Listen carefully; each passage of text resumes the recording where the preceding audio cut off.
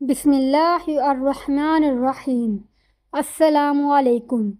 صلیبی بادشاہ رچرڈ اور سلطان صلاح الدین ایوبی کے درمیان بہت بڑی جنگ ہوئی اور اس جنگ کے نتیجے میں سلطان صلاح الدین ایوبی نے یروشلم یعنی بیت المقدس کو فتح کر لیا۔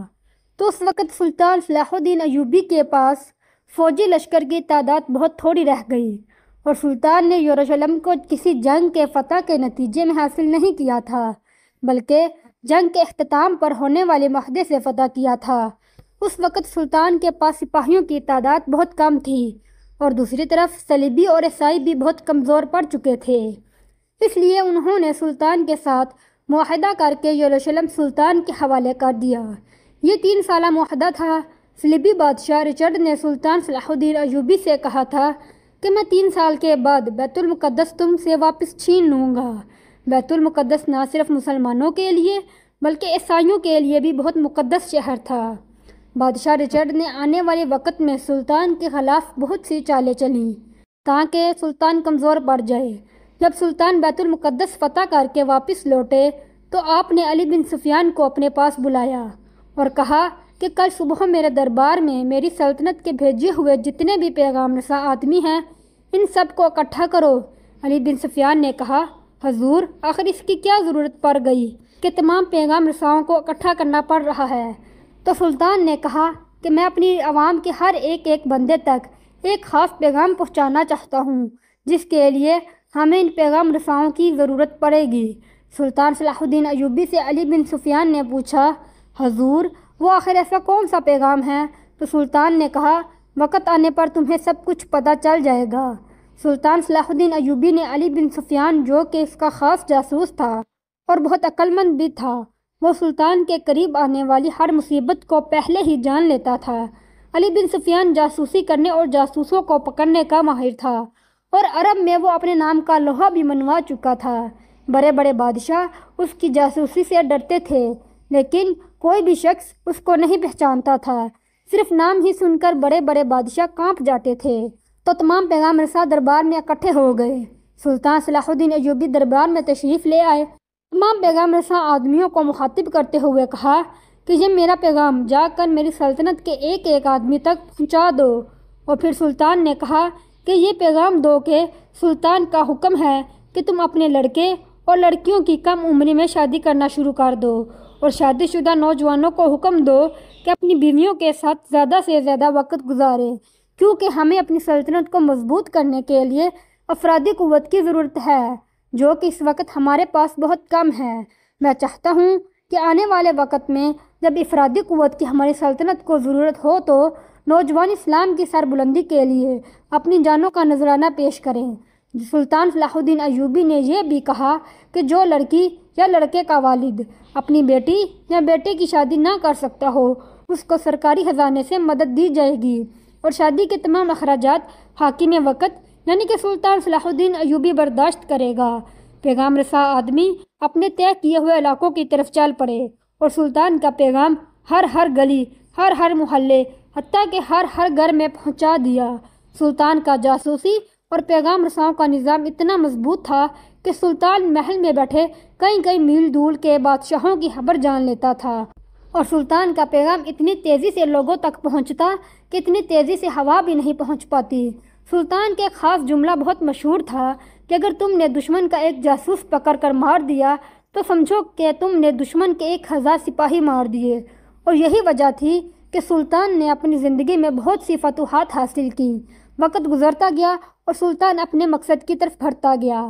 چند ماہ بعد علی بن سفیان نے سلطان کو آ کر بتایا کہ حضور جب سے آپ نے اپنی سلطنت میں وہ پیغام بھجوایا تھا تب سے ایک مسئلہ پیدا ہو گیا ہے۔ سلطان نے علی بن سفیان سے کہا، کھل کر بتاؤ کیا بات ہے؟ علی بن سفیان نے کہا، سلطان جب سے آپ نے پیغام دیا کہ اپنے لڑکوں اور لڑکیوں کی بالغ ہوتے ہی شادیاں کرنا شروع کر دو اور شادی شدہ نوجوانوں کو حکم دیا کہ اپنی بیویوں کے ساتھ زیادہ سے زیادہ وقت گزارے، تب سے جس بھی لڑکی کی شادی ہوتی ہے تو صبح کو سہاگ رات کی تمام باتیں جو ہوتی ہیں پورے گاؤں میں پھیل جاتی ہیں اور یہ اتنا زیادہ عام ہو چکا ہے کہ اب ڈر سے لوگ اپنے بچوں کی شادی بھی نہیں کرتے اور جو نوجوان شادی شدہ ہیں وہ اس ڈر سے اپنی بیویوں کے قریب بھی نہیں جاتے چونکہ ان کی ساری باتیں اور ہونے والی ساری حرکات بہت سارے لوگوں کو پتہ چل جاتی ہیں اور لوگ شرمندگی سے آپ کے حکم پر عمل کرنے سے قاصر ہیں۔ یہاں تک کہ بعض جگہوں پر یہ بات بھی سننے میں آئی ہے کہ سلطان صلاح الدین ایوبی خود شادی کیوں نہیں کرتا، خود چار شادیاں کیوں نہیں کر رہا، حالانکہ شریعت اسلام میں تو 4 شادیاں جائز ہیں اور سلطان تو یہ کر سکتا ہے، بجائے وہ خود شادیاں کرنے کے ہمیں کیوں کہہ رہا ہے۔ اس طرح کے مختلف سوالات گردش کر رہے ہیں۔ یہ سن کر سلطان سمجھ گیا کہ یہ بادشاہ رچرڈ کی سازش ہے، کیونکہ وہ سلطان کو ہر طریقے سے کمزور کرنے میں لگا ہوا تھا۔ سلطان نے اپنے جاسوسوں کو حکم دیا اور کہا کہ جاؤ اور سلطنت میں معلوم کرو کہ آخر ایسا کیوں اور کیسے ہو رہا ہے۔ دشمن چاہتا ہے کہ ہم اپنی افرادی قوت سے محروم رہیں۔ جاسوسوں نے اپنے طریقے سے ہر کوشش کی لیکن وہ ناکام رہے کہ آخر ایسی کیا وجہ ہے کہ صبح سہاگ رات کی باتیں پورے گاؤں میں پھیل جاتی ہیں۔ وہ جاسوس سلطان کی خدمت میں حاضر ہوا اور سارا ماجرا سنایا تو سلطان نے کہا کہ کسی بھی گاؤں میں ایک لڑکی کی شادی کرواؤ اور اس کے دولہے کو کہہ دو کہ شادی کی رات وہ اس کمرے میں نہیں جائے گا، بلکہ سلطان صلاح الدین ایوبی بھیس بدل کر اس کے کمرے میں جائیں گے اور اس راز کا پتہ لگائیں گے کہ آخر ان کے کمرے میں ایسا کیا ہوتا ہے، ایسا کون سا جاسوس ہے اور کہاں چھپا ہوتا ہے جو صبح ساری باتیں پھیلا دیتا ہے۔ یہ سن کر لوگوں کو حیرت نہ ہوئی کہ سلطان کسی دوسرے کی دلہن کے ساتھ رات گزارے گا، کیونکہ وہ سلطان کے کردار کو اچھی طرح سے جانتے تھے۔ اس لیے علی بن سفیان نے ایک گاؤں میں ایک لڑکی کی شادی کروائی اور رات کے وقت سلطان صلاح الدین ایوبی بھیس بدل کر دلہے کی جگہ خود کمرے میں چلا گیا۔ جیسے ہی آدھی رات کا وقت ہوا، سلطان منصوبے کے مطابق بستر کے قریب گیا تو اچانک سلطان بستر سے نیچے اتر کر زمین پر لیٹ گیا اور لیٹتے لیٹتے سلطان بستر کے نیچے گھس گیا اور تھوڑی دیر بعد ایک آدمی کو ٹانگوں سے پکڑ کر گھسیٹتے ہوئے چارپائی کے نیچے سے باہر نکال کر لائے اور اپنی میان سے تلوار نکالی اور اس کی گردن پر رکھ کر کہا، بتاؤ تمہیں یہ سب کرنے کے لیے کس نے بھیجا ہے؟ اور سلطان نے سچ بتانے پر اس کی جان بخشی کا وعدہ کیا تو اس جاسوس نے کہا کہ یہ سب عیسائیوں کے بے تاج بادشاہ رچرڈ کا کام ہے اور اس کام کے لیے اس نے آپ کی سلطنت میں تقریباً 10,000 کے قریب لوگ پھیلا دیے ہیں جو یہ سارا کام سر انجام دینے کے لیے بھیجے گئے ہیں۔ یہ سن کر سلطان صلاح الدین ایوبی نے بادشاہ رچرڈ کو پیغام بھجوایا کہ یہ جو تم نے غلیظ حرکت کی ہے اس کو بند کرو اور 1 ہفتے کے اندر اپنے سارے جاسوسوں کو واپس بلا لو، ورنہ میں بھول جاؤں گا کہ ہمارے درمیان کوئی معاہدہ ہو چکا ہے۔ یہ سن کر بادشاہ رچرڈ بھی جان چکا تھا کہ اب سلطان صلاح الدین ایوبی کو روکنا ناممکن ہوگا، اس لیے اس نے 1 ہفتے کے اندر اپنے تمام جاسوس واپس بلا لیے اور اسی طرح سلطان نے اتنی بڑی مشکل کا سامنا عقل مندی سے کر کے دشمن کو خاک چٹا دی۔